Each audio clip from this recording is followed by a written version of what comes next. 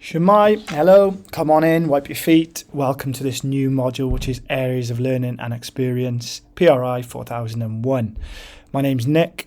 I'm going to be teaching you for these sessions. I'll be meeting you in the live lectures. You're going to be fed up with me in a few weeks. I'll be taking the digital and I will be taking the numeracy sessions. Then Constantino will be doing the leads on the literacy sessions. I'm a former primary school teacher, just got PhD in education and technology, and as I said, you'll be meeting me in the live sessions. So in this quick recorded session, I'm going to try and make it as quick as I can. This is going to be an overview of the module and then an overview of the assessment. So what is this module all about? This module essentially is focusing on the three cross-curricular expectations.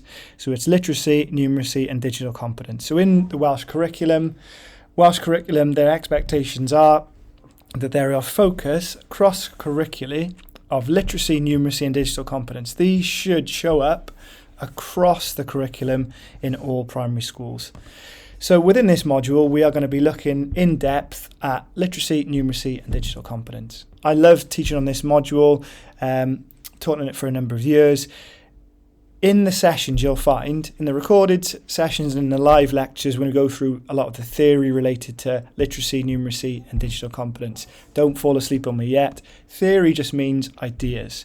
So we'll be talking about a lot of the core ideas behind literacy, numeracy and digital competence. And then in the seminars, these are really hands-on, practical sessions. They've been designed so you guys are going to have a go at these activities that you do with children that you can then replicate when you go out onto your placements. So a really fun module. It's really important that you engage with the live seminars. You come along. We're going to be creating a lot of content. We're going to be creating a lot of digital content you'll need to replicate in your blogs. You'll need to put that into your blogs. So engagement with this, especially the on-campus stuff, you need to come along, and we'll talk about why in a second. Okay, in terms of the module overview, I'm going to go on to Moodle. So this is the lovely Moodle page. If you come down, you scroll down, you've got the aims, you've got the learning outcomes, you've got a bit of a description about lectures, seminars. All the staff are there, so if you need any of the teaching team, you can email us there. So it'll be on the module content and schedule. Now this is the ultimate. It will completely shows you the overview of all the sessions, and most importantly, I'll give you the tasks. Now we've gone into a lot of detail on the tasks. It looks like a lot of work, but obviously you've got the whole month to be doing this, and all the tasks are related to your assessment. So you're not just doing stuff for the sake of it. It will actually help you to create your blog assessment. So as you can see, we've got a mixture of live sessions and then on-campus delivery. So if you can see here, we've got 10 till 12, tends to be on Mondays. We've got live lectures. Don't worry, it won't be all at once. We'll probably have a little coffee break in between. Really fun part is with this module, we're going to be having live schools joining in live. So we've got Palmerston joining us on Monday. The following Monday, we've got children from year 2 who are very excited. I spoke to them earlier from Landscanner Primary School. So the first week, we're looking at digital competence. The second week, we're looking at numeracy. That third week, we're looking at digital competence and literacy. And then that final week, we're focusing on literacy. So you can look through this in your own time. The tasks can be done. They're set for a Monday here, but they can be done throughout the week. And obviously on Friday, you've got 4 hours of directed time that you could catch up with stuff. So you can see, I'm not going to go through these in a lot of detail. I'm just going to highlight some things to you. So as you can see here, really practical.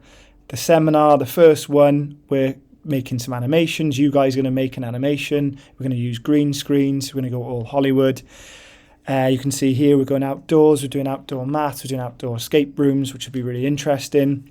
On the on-campus for the literacy, we're going into the you're going to be using story sacks, and then we're going to do philosophy for children. I absolutely love that session. So as you can see through here, you can look through this in your own time, but it gives you the headlines of what's coming up. really, really important that you engage with the asynchronous stuff. So that's the recorded lectures. Really important you engage with that, because that will set you up for the next seminar. So you can see here the digital teaching, for example, in week 1. We then have a digital debate. So you need to have watched that before the Thursday session. So again, just look through, make sure you're familiar with stuff. And then you can see here on the Friday, there's no on-campus delivery on Fridays. We direct you to catch up with stuff. So have a look back through the tasks that you've got here. If you haven't had a chance to do any of the tasks, do them on the Friday. And then there will usually be a sort of project or something related to that week. So for example, in the first week, you guys are making an online safety guide for children from Palmerston Primary. In the second week, you guys are going to be doing an outdoor learning activity with Lansana Primary School. So you're going to use that time on the Fridays to do that. I'm flying through stuff here. We will go through this in detail on our first session, and you can obviously ask questions when we've got the live lecture. So it's just to flag a few things up. One thing I want to just flag up as well is you guys are going to be making a horror film. So it's always really popular. It's around Halloween, these sessions. So on the Thursday, on the third week, we're encouraging you guys to bring your props. So it could be, we've had some brilliant films over the years. We've had a romantic bromance. We've had Electra's killed off. We've had a plague. I think they might have been there. They're like the Simpsons and fortune tellers of COVID. We've actually had The Virus, which we did last year, which was done remotely, which was really interesting. So just to flag up, in the third week, you might want to start to think about what horror films you guys could create. Okay. So again, look at this in your own time. Please make sure you engage with this document. It outlines everything we're doing in the sessions. I don't want to hear in sessions, I don't know what we're doing. Everything is here. Everything you need is there. Okay, so that's the module overview. We've talked about the weekly structure. Again, you can talk in your seminars to your seminar tutors, and I'll give you a bit more of an overview of that. So obviously, this module is linked directly to the curriculum for Wales. So I'm sure in Jordan's module, I'm sure it's been highlighted to you. We're going through a very different curriculum reform in Wales, which is, I'm so proud to be part of it. I've been to conferences over the years, and I went to a conference in America, and they say, and I said I'm from Wales, and they're like, Wales? Where's that? Is that Wales, England? And you tear your hair out. So for once, Wales is actually on the map for what we're doing with the curriculum. I think it's something to be really proud of, and it's a great time for you guys to be studying about education, because some of the ideas are completely revolutionary, as I'm sure you've discovered, and I'm sure you will continue to discover with this module. So we want to see in your blogs, which we'll talk about in a moment, but these should be directly linked to the curriculum for Wales. So if you haven't looked at this yet, have a look at the curriculum for Wales. This should be a running theme throughout all the sessions. We're almost going to try and bring this to life in this module to see how you can bring digital numeracy, literacy to life across the curriculum. So, as it outlines from the Successful Futures document from Graham Donaldson, literacy, numeracy and digital competence are mandatory skills across all areas of learning and experience, and will need to be considered within curriculum design. So if you're a teacher in Wales, you will need to think about, in all your lessons, there needs to be a flavour of cross-curricular learning. So numeracy, literacy, digital competence. That is really, really important. So why literacy, numeracy and digital competence? So as Donaldson says, a brilliant bit of reading that I would definitely suggest for you all to do. You don't have to do it right away, but the Successful Futures document are recommendations made by Graham Donaldson in 2015. He made these recommendations to why we should change the curriculum, what it should look like, and Welsh Government took on all those suggestions. So I say why literacy, numeracy and digital competence. We'll talk about this more in the lectures. Well, literacy and numeracy, they always have been at the centre of most curriculum design. But up until recently, digital competence has become really important. And obviously, with reports such as the Steering report in Wales, which highlighted, this was in 2013, the importance of ICT, and they just stated in that report, you can't teach children or prepare them for the future without teaching them digital skills. We'll look at this in more detail in my lectures, but I think it's fundamental to learning, and as Graham Donaldson states here as well, it's fundamental to learning in life. You can't have a curriculum, you can't prepare learners for the future, I'd argue, without teaching them to be digitally competent. Now, I appreciate, and every year there are always some students who don't feel that digitally competent. Hopefully in the digital sessions, I'm not going to say you're going to be Steve Jobs or anything like that, but hopefully your confidence will increase. Okay, so again, you can look in your own time at this. So there's some reasons why literacy and how you can include literacy. I mean, the key elements of literacy are oracy, reading and writing, and we'll explore this within the module. But there's some reasons why literacy should be included. There's some reasons there in terms of numeracy. Now, you'll hear the phrase numeracy and maths. They do mean different things, and we'll be exploring this, so no spoilers for my lectures. But numeracy and maths are different, and numeracy is something that's going to be a cross-curricular skill, and we'll look to explore why numeracy instead of maths is across the curriculum. And then finally, the digital competence. As I've said, I think it's just so important that that plays a pivotal role in the new curriculum, because it does in our lives. You know, you think, how often do you use technology in your life? I think it's such a fundamental skill we need to teach children. Okay. I'm sure you've done this to death. I'm sure you've done this a lot with Jordan, but just a real quick overview. Some of you may need some reminding. So the new curriculum in Wales, an overview of that. Obviously, the central part is the 4 purposes. So all lessons should have some links to the 4 purposes there. There are also 6 areas of learning and experience. Some have been cut off there. But there are 6 areas of learning and experience. So you no longer have lessons, so just having maths on a Monday morning, and then you'll have history straight after that, and then you have a separate lesson of science after that. The idea is that there are these connections that can be made. It's cross-curricular. And within that, there are 3 cross-curricular skills. These seem as the fundamental skills that need to underpin everything. So it's really important. It doesn't mean that every lesson has to have literacy, numeracy and digital competence. You may, for example, as we'll explore in the literacy sessions, you might have a humanities session. You might be exploring the Victorians. And within that, you have some creative writing. So you've got literacy. It could be that you have, within that history session, you've done some creative writing, and then you bring the characters to life with an app, with digital competence. So it's not that different to what primary schools are doing at the moment. It's not that different to a topic-based lesson, but it's more about trying to develop children to make connections across learning. So it's not just siloed learning. It's not just, I'm doing maths in this hour, I won't think about anything else, and then I'll move on to science and do that for an hour and not think about anything else. So that's a summary of the Welsh curriculum in a coffee-fueled frenzy from me. All right. Really important to this module are the LNF and the DCF. Now, we love in education to have loads of these different acronyms. The acronym here is LNF. What does that stand for? Yes, I hear you cry. It's the Literacy and Numeracy Framework. And then the DCF is the Digital Competency Framework. So it's really, really important that you use this within the sessions. You start to get familiar with this. I'm not saying you have to learn this off by heart.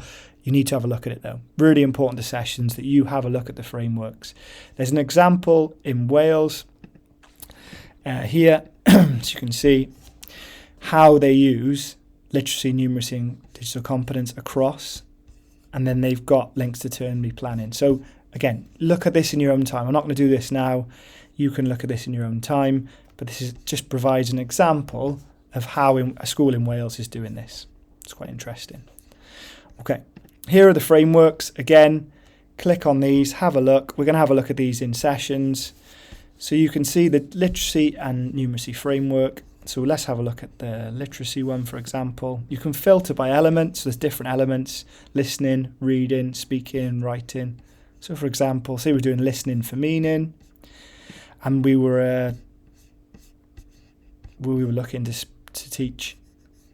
So you can see at progression step 3, I can listen to, understand, infer, recall, and general meaning of what I have heard. So you can see where learners should potentially be at different progression steps. Again, I'm flying through this. You have a look in your own time. It's really helpful just to spend some time looking at these. Okay. What I love about this module is we are working with primary schools. So we've got some very excited pupils. I've done some live video chats and tests with them, and they are so excited to be working with, what? We're going to be working with actual trainee teachers.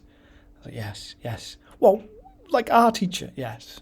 So you're going to meet them, and they're really excited. Okay, I want to just show you Moodle. I'm sure you know Moodle, and you're going to learn to love it. But here is Moodle.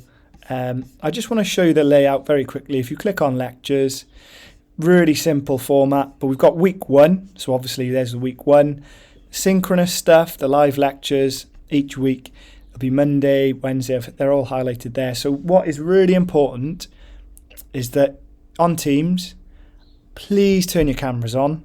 I'll ask you to turn your mics off or on, but honestly, there's nothing more demoralising when you become a teacher than just talking to little circles with initials in.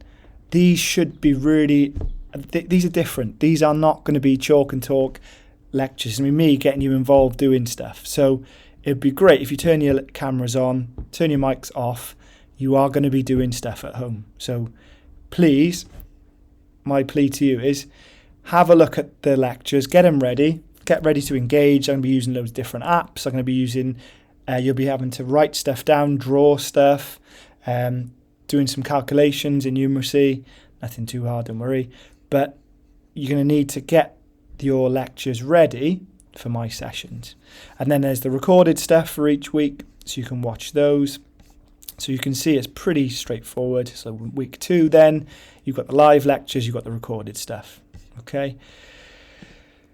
Come on to seminars then.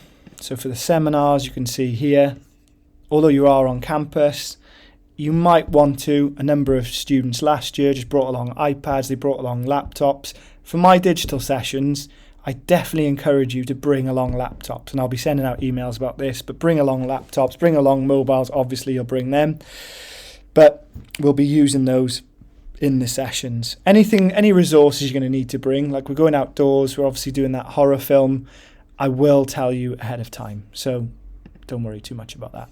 So that's Moodle, very, very quickly. Again, just take some time to look at Moodle, because Moodle is different for each module, so do that would be great. All right, the assessment. Now the assessment's very different, and you may not like it to start. Always in our module evaluations, it's like a roller coaster. Ronan Keating says it best. You know, life is a roller coaster, and you just got to ride it. I can't believe I just quoted Ronan Keating in a lecture. This is okay. All right. So it's an academic blog. Your assessment is a 6,000 word academic blog. Now that sounds like a lot. It's a 6,000 word equivalent blog, and we'll talk about this equivalency in a moment. It sounds like loads. It sounds like it's going to take over your life for the next few months. It will, but in a good way. Now 6,000 words isn't just writing. It is, as I mentioned, you're going to be creating a lot of digital content. You're going to be creating a lot of multimedia. You're going to be taking a lot of pictures. You're going to be making a lot of videos. You're going to be creating stuff online. So that's going to be made up of all those things in a collective blog. So it's an academic blog. So with an academic blog, it's almost like an essay that's online, but with pictures, with videos, with multimedia. There is a bit more reflection. So ideas and arguments still have to be supported by academic sources. So they have to be supported by academic journals. They have to be supported by books. They have to be supported by government documents. You can't just go on to Mumsnet. Sorry, Mumsnet, but try to stay away from using too many web sources. You want to make sure that your arguments are valid and that you are supporting ideas. So, for example, if you say that digital technology has enhanced learning across across education, well, fine, you've said that, but you need to support that with journals, studies, books, and there are plenty that we can show you. So it's written in a formal tone. So it's not, yo, welcome to my blog. You'll be surprised, honestly. So think about, it's almost the tone that you'll be taking as if you are writing an essay. You can use the first person, that's absolutely fine, because you will be reflecting on things that we've done. But think the academic tone has to be retained throughout. So it's almost, the writing needs to be like an essay. You need to demonstrate a wide range of reading. We have given you an extensive reading list. All of our lectures, look at the end, look at our reference lists. They're there for you to go off and read as well. So those that do well on this academic blog are those that have demonstrated a wide range of reading.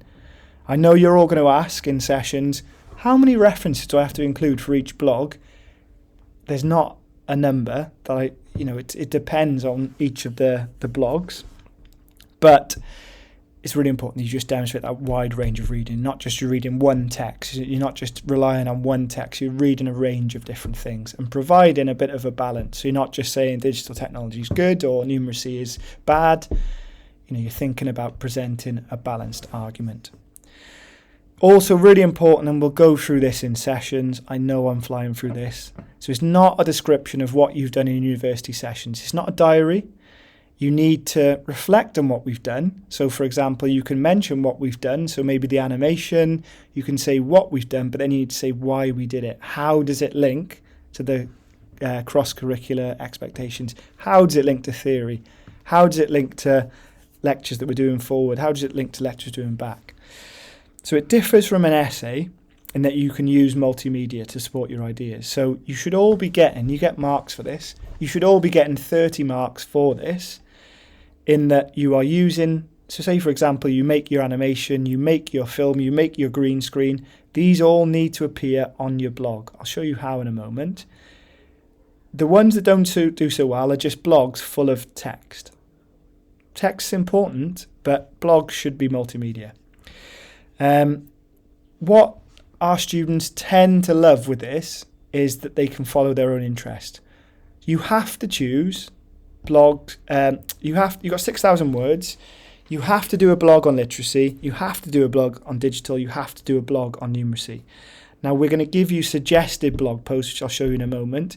But there are a number of students last year who followed their own interest, and they said, "Oh, Nick, I really liked that we did in the session, but can I actually do this?" And they were really interested in it, and their blogs were so good to read because they were interested in it. So I love this blog. I love reading the blogs because the ones that show their own interest are really engaged, and they don't mind doing the reading because they're interested in it. So you should follow your own interest. Okay, this is the marking criteria. So this is what you get marks for. This should be tattooed on your wrist. You should be referring to this at least. It should be printed off and put in your room somewhere. So you're getting marks for the quality of writing in an academic tone. No, yo dude, welcome to my blog. So that's your academic tone. Use of literature and evidence of reading. Obviously reference is important. We'll show you how to do that. Knowledge and understanding. So you're going to have to show that you understand key concepts related to literacy, numeracy, digital competence. Reflection and criticality.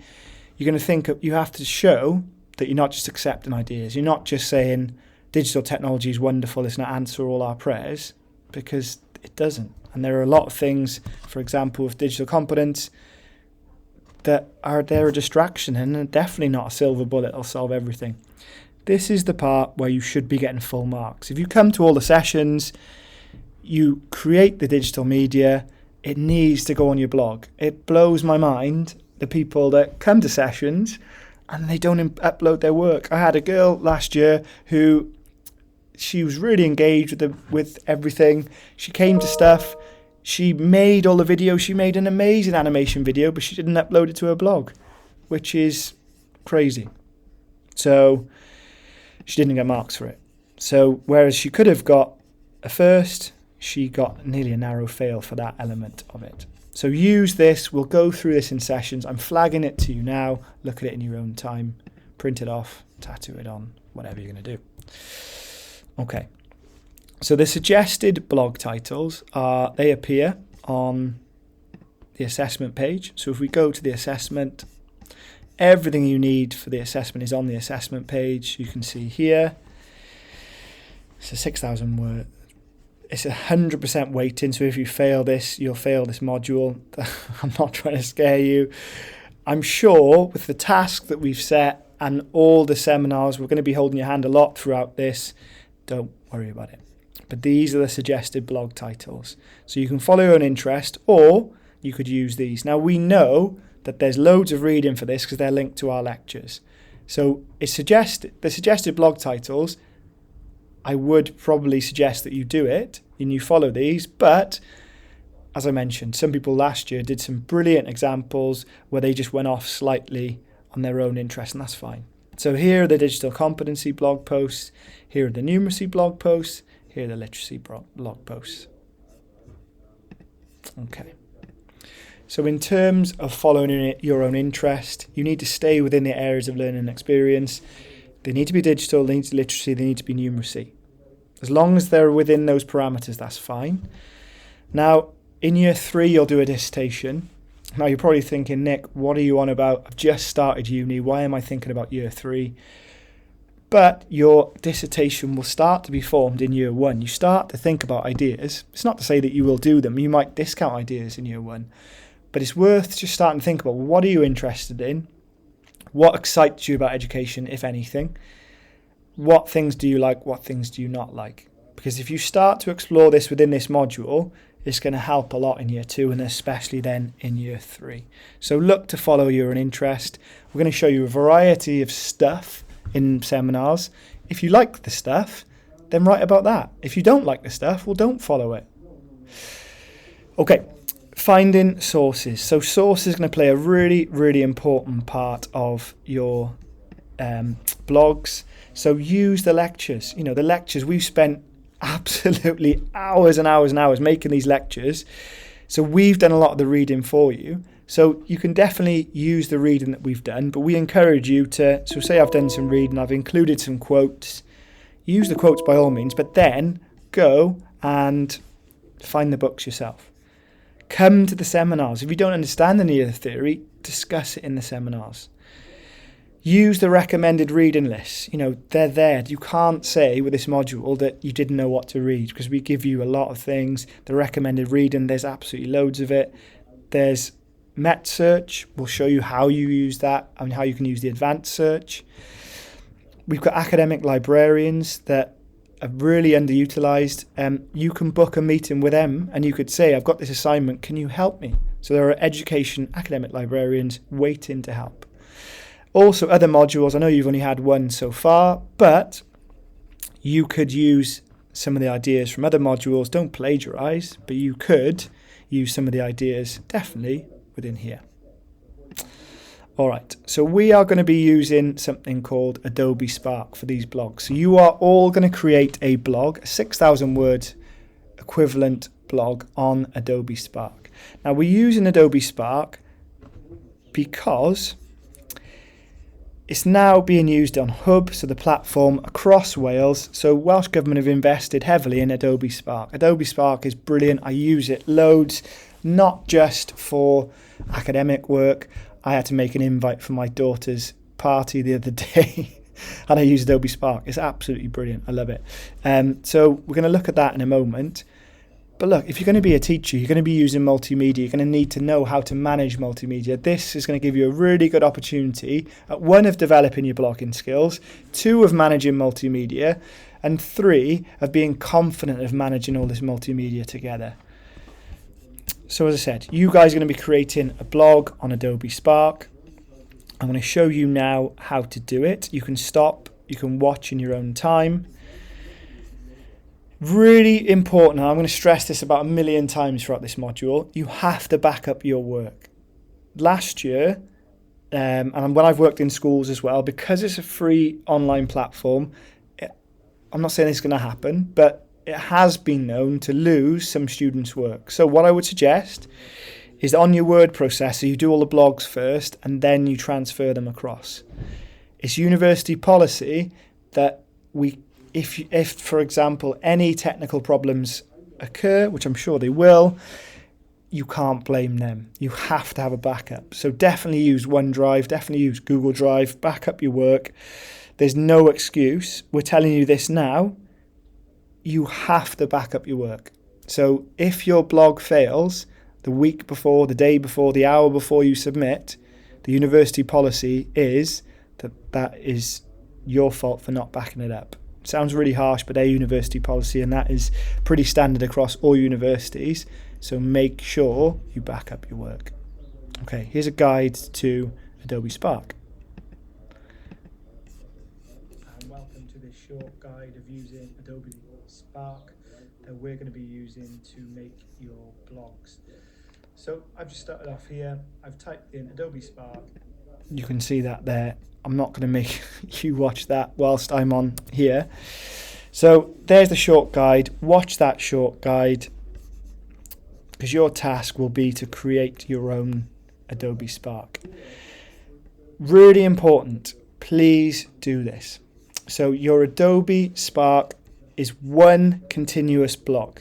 Do not set up 3 different blog posts. I say this every year. Don't be that person, please. You need to have one blog, which is continuous, and you've got 3 or 4 or 5. As long as you've got 1 digital, 1 literacy, 1 numeracy, you could do 2 digital if you want, and 1 numeracy, 1 digital. You could do 6 blogs. You could do 8 blogs. I don't mind. You have you can follow your interest as long as you do a minimum of digital, numeracy, literacy. That's absolutely fine. At the end of every blog post, you should have a reference list. So you need to reference, so in-text citations, and then at the bottom you'd have a reference list, and then you would continue with your next blog. I've said about backing up your work.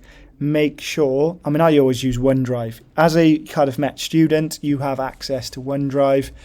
I would set up a Word document on OneDrive, and I'd start to write your blogs. I'd save everything in there, then I'd copy and paste that across to your blogs later on.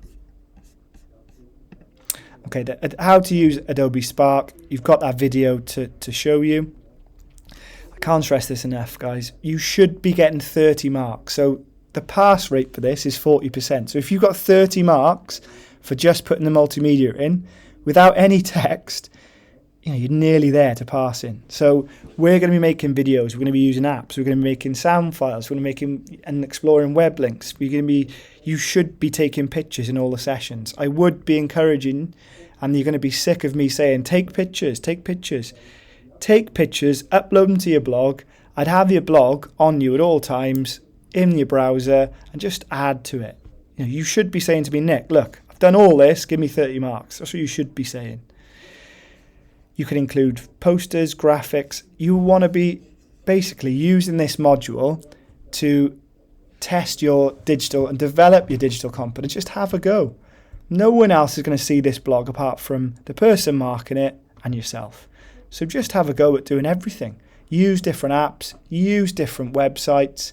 You're going to do it as a teacher. This is the safe space where you get to do it and test it before then. Okay. The exemplar academic blog posts, they are going to be on Moodle. So you can see ones from last year. Have a look at those. We are going to have blog surgeries throughout. So I know this is completely different to you. I know this is going to be hard for a lot of students to start off with. As I said, it's that roller coaster. People start off and they go, oh, I hate this blog. But then by the end, they say, oh, I love this blog because I can follow my own interest. I can upload videos. So it's really good. Okay, to upload for this assessment. I go through it in that video. But really important is there is a template. So there's a pro forma template. That is how you submit your work for this module. So once you've finished your Adobe Spark, you will make sure you publish it. And once it's published, then it'll spit out a URL. So it's a link which you will copy, which you will test works. Because if that link doesn't work, we cannot get access. You could fail that. So make sure that it works. You're going to upload it to a pro forma, which is basically a piece of paper.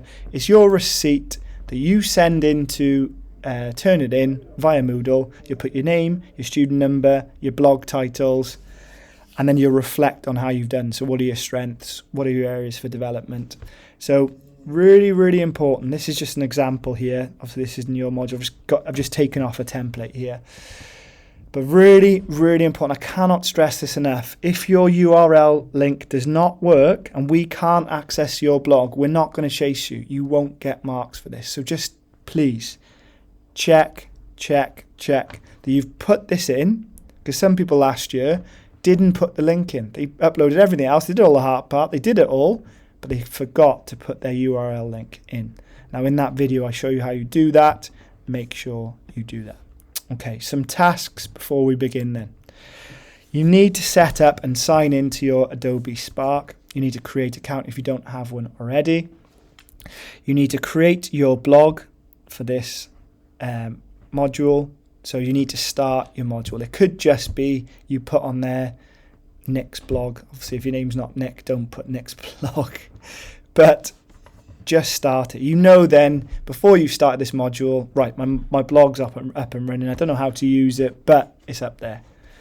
The last thing is have a look around Moodle. Have a look around. Think about having a look at the assessment. Have a look at the suggested blog titles. Think about what you like.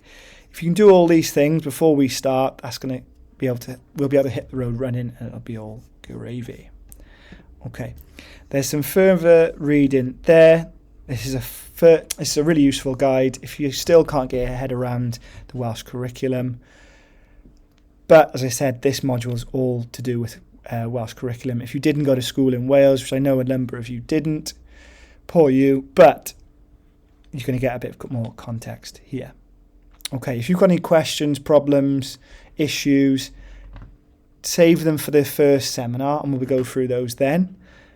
I'll see you all in live lectures. Really important, guys, because I've flown through this. You go back to this video here, which is how do you set up an Adobe Spark. It's me and my annoying voice. It's really hard for me to listen to myself. Again, you need to watch that and you need to set up your Adobe Sparks. Okay, looking forward to seeing you in lectures. Again, really important. Turn your cameras on. I am going to be getting you involved, especially in the first session. The children will have their cameras on from the primary school. You need to do the same. All right, adios. See you soon.